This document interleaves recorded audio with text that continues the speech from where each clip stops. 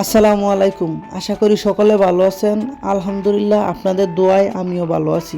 আমার গ্রামে কি কি আছে সেটা আজকে আপনাদের দেখাবো। চলেন তাহলে দেখে নেই কি কি আছে।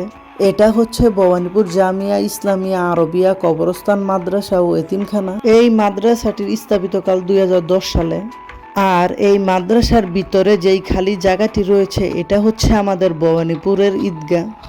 আর মাদ্রাসা থেকে বের হয়ে একটু সামনে গেলেই দেখতে পারবেন আমাদের মেঘনা নদী। আমাদের এই নদীর পানি খুবই পরিষ্কার, বেশিরভাগ লোকজন এই নদীতে গোসল করে থাকে। আর পাশেই আছে বলাকি যাওয়ার টলার ঘাট। আর নদীর সাথেই আছে আমাদের পশ্চিমপাড়া মসজিদ। আমাদের মসজিদটির নাম ভবানীপুর কেন্দ্রীয় জামে মসজিদ। আমাদের মসজিদটি পুনর্নির্মাণ করা হয় 2022 সালে। আর এটা হচ্ছে জামিয়া ইসলামিয়া আরবিয়া আমেনা বেগম মহিলা মাদ্রাসা। মাদ্রাসাটির স্থাপিতকাল 2012। এটা হচ্ছে মরহুম হাজী হাসান আলী এবং তার উত্তরসূরিদের পারিবারিক কবরস্থান।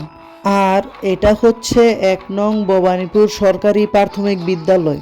দেখতেই পারছেন খুবই গুছালো সুন্দর একটি বিদ্যালয়। কে কে এই বিদ্যালয়টিতে পড়াশোনা করেছেন কমেন্ট করে জানিয়ে দিন। আর বিদ্যালয়টির পাশেই আছে আরো একটি পারিবারিক কবরস্থান। এটা হচ্ছে মরহুম মাহবুবুল হক মজনু চেয়ারম্যানদের পারিবারিক কবরস্থান।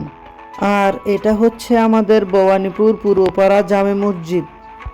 এই মসজিদটি আমাদের গ্রামের মাঝামাঝি জায়গায় অবস্থিত। আর এটা হচ্ছে মরহুম মাহবুবুল হক মজনু চেয়ারম্যানের রেখে যাওয়া ক্লাব।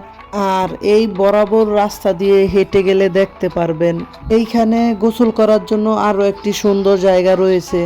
বিকেলবেলা এইখানে আসলে নিরিবিলি বসে আড্ডা দিতে পারবেন। আমার খুব পছন্দের একটি জায়গা।